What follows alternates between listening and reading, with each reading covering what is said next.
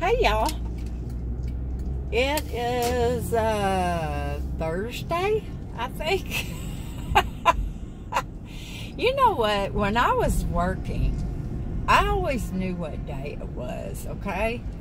I want to take the Sprinter sometime. But I did. I mean, when you're working, you always have a calendar, you know. You're in touch with what's going on around you. But man, when you're retired and everything is on our gadgets. I mean, I don't wear a watch anymore. I have to look at my clock. I mean, my phone. But anyway, what I wanted to talk about is, you know, I really worry about homeless people a lot. And I'm always trying to think, you know, I know there are solutions. Like right back there, there's a huge building. It's been empty forever, y'all. And it's right down here where a lot of homeless people are. Why can't we just plumb that thing up, put some bathrooms in it, and make a shelter there? I truly don't get it. But here is a thought that I had, and y'all have to understand. You know, my brain does not work that well. I'm not a genius. I don't even have much of an IQ, probably. But so there will be a lot of y'all to play the devil's advocate, and that's fine. But here's kind of an outline of what, it's an idea. First of all, we know, and rightly so, that businesses and neighborhoods are sick and tired of homeless people and their nasty, dirty ways. And y'all, I'm just going to pull over here. I'm on my way over to get a Coke. Yep, I'm getting a Coke because McDonald's has no Pepsi. So here's the deal, y'all. I get that. I get that. I see it every day. People pushing grocery carts full of, basically, it's trash. I mean, you know, and there's a lot of mental illness involved, but people even defecate in public places, on the ground, in the bushes. I've seen men before with their backs turned and they're peeing. I mean,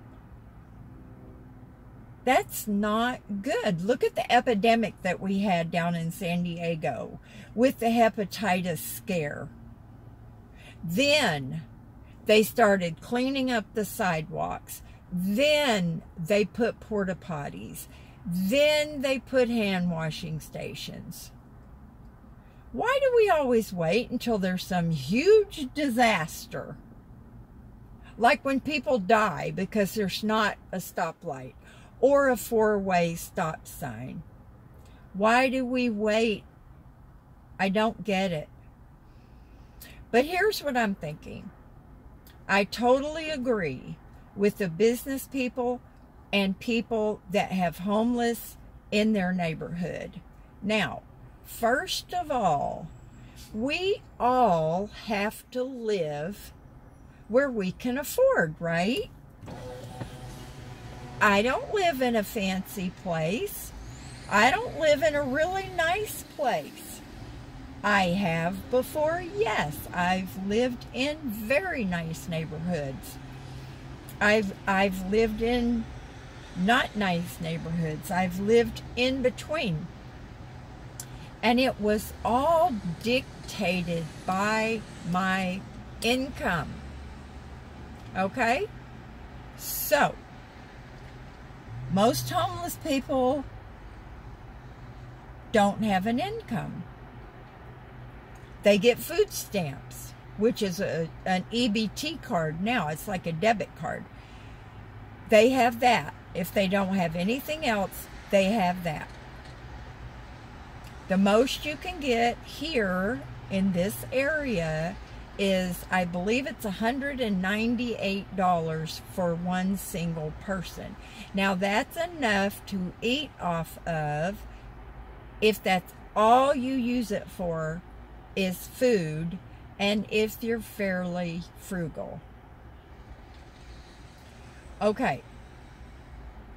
Some of them get disability. Some of them get Social Security. In fact, a lot of them have some kind of income, but there are quite a few homeless people that do not want to live in regular housing. They don't want to follow rules. They don't want to live next to somebody, they don't want to live in a dormitory type situation. They don't want to have to be responsible. They don't want to have to be hygienic. That's fine. That's fine. If that's the way you want to live, that's fine. So here's what I think. Our government we have a lot of land, a lot of open land. Now, what you see on the news, and it's everywhere, are people living in trees, under bridges, in viaducts. They live in tents. They live in cardboard boxes. They use tarps. So, okay. The police and our government run these people off.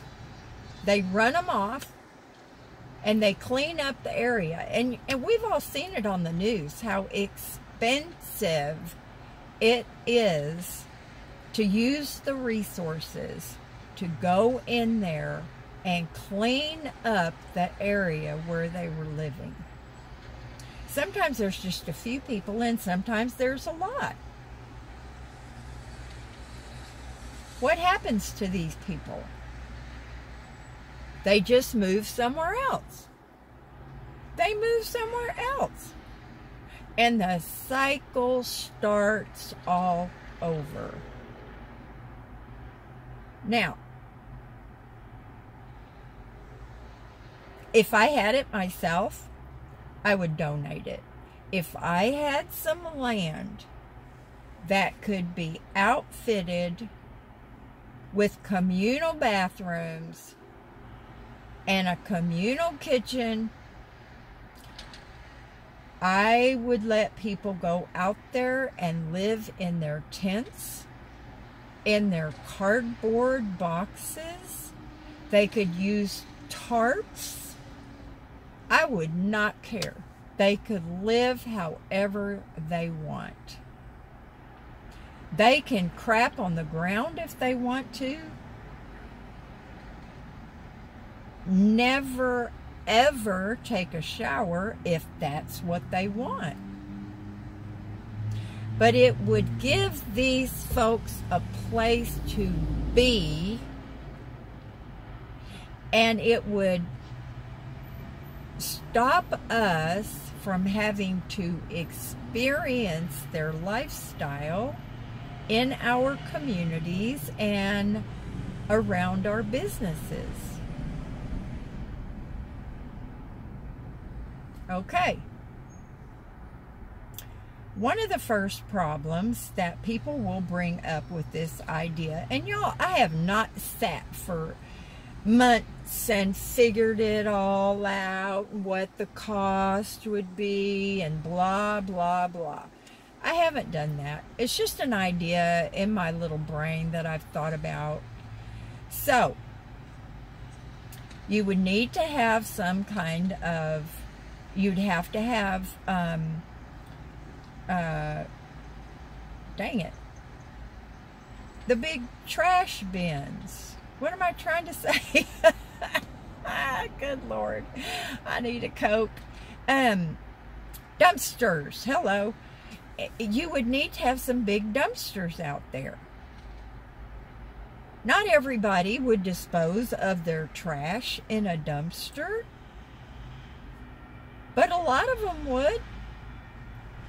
You know that because businesses have stopped putting trash cans outside. Why? Because a lot of people, not just homeless people, but you know, a lot of homeless people are cramming them full of trash. So, you would need that. Now, what about crime? What about, you know, all those odds and ends that you have to think about? It's been shown through research that homeless encampments, we'll call it that, always have a hierarchy. There is usually someone, oops, that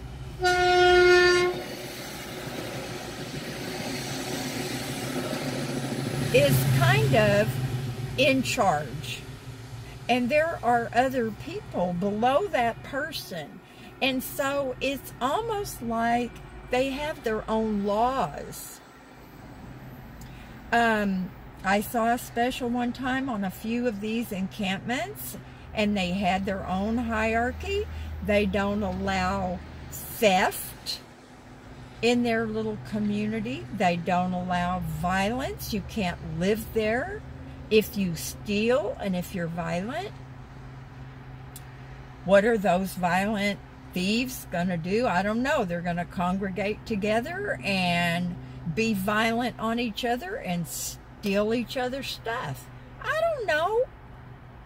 But there has got to be an answer to people pooping in bushes, urinating everywhere, throwing trash everywhere. I mean, you guys, and okay, now somebody's going to say, well, it's not right to force those people to live in a certain area. They have constitutional rights. So do I, but I have to live in a specific area. I have to live where I have to live. I have to live where I can afford. I don't have a choice. I could be homeless. Would I go live in a place like that? Absolutely. If I was homeless, I definitely would. Y'all know I'm a shower girl. So anywhere where there was a bathroom, I would definitely go live there. Would I rather live somewhere like that where I am not going to be harassed on a daily basis? Would I rather live there than wonder every day, where am I going to sleep? Am I going to be harassed by the police or any other person? Yeah, I would. Would I rather than live there than under trees in a cardboard box in an encampment where police are going to come and they're going to give me 2 hours to clear out. I'm going to have to leave what stuff maybe that I've accumulated. Yes, I would rather live there. Now that's a very bare bones solution, but it wouldn't cost a lot of money. You could provide transportation for people who want it, that need to go and see a doctor, who want to go and go somewhere and get connected with services so they can get help. But the people who don't want it don't have to go. Leave them alone. Don't harass them.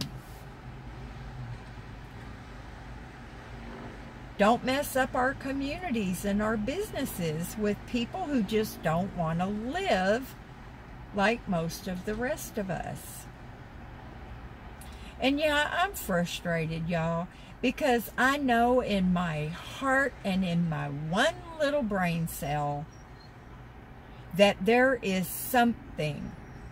There is an answer to this problem of people living on the streets, in our neighborhoods, and next to our businesses. There's an answer.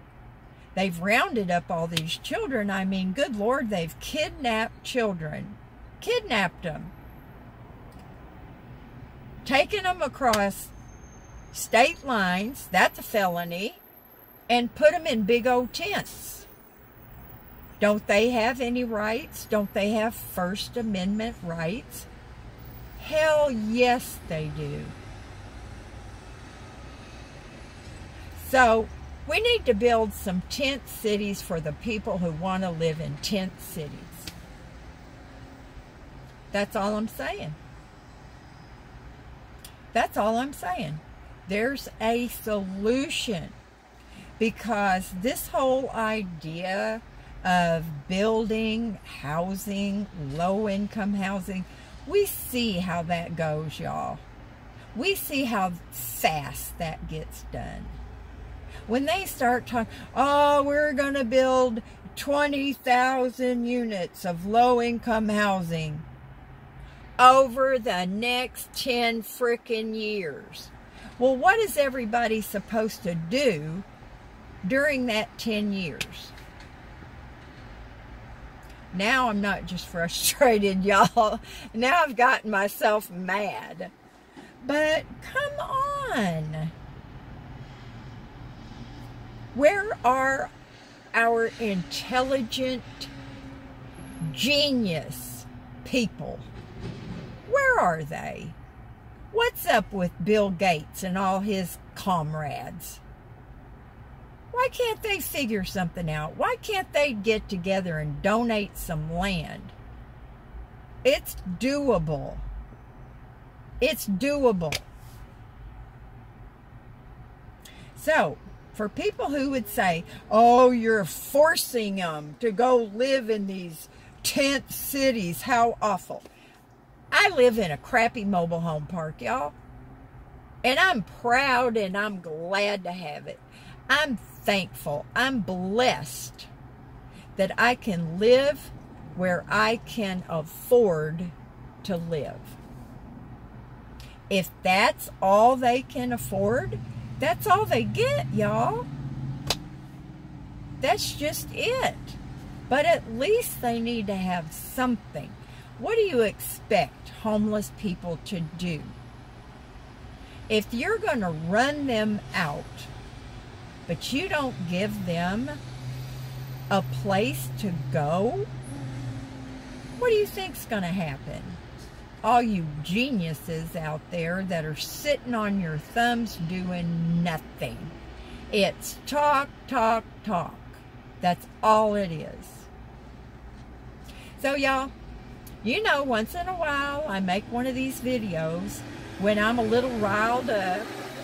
So I'm sorry about that, y'all. But, you know, respectfully and kindly, give me your opinions. What are your thoughts on that? Let's not swear. Let's not be ugly. I don't mean to get you guys all, you know, torn up about this. Please, just be respectful, okay? What do you think we could do to help with this problem? They call people disenfranchised. Wow. What does that mean? Does that mean that you were a single mother I mean, that you were a stay-at-home mom for the 18 years you were, raising your kids. Then your old man left you. He decided after all these years he wants a divorce. What are you going to do? You don't have skills. You haven't had a job. How are you going to get a job? And you're older. You're not a young person anymore. That, I guess, is disenfranchised. Anyway, y'all, I'm going to shut up now. And it's been a nice, quiet morning because we've run into some problems at the cottage that have to be figured out. So there have not been any construction, renovation, plumbing activities going on. So it's been very quiet. I love you guys, and I appreciate you watching and commenting, and I especially thank y'all for praying for this young man and believing with me that he's going to be well. He is going to be well. He's not going to have any complications from all of this stuff. Thank y'all. Do something fun today, and I know it's not going to be listening to Debrajoy. Talk to you later. Bye now.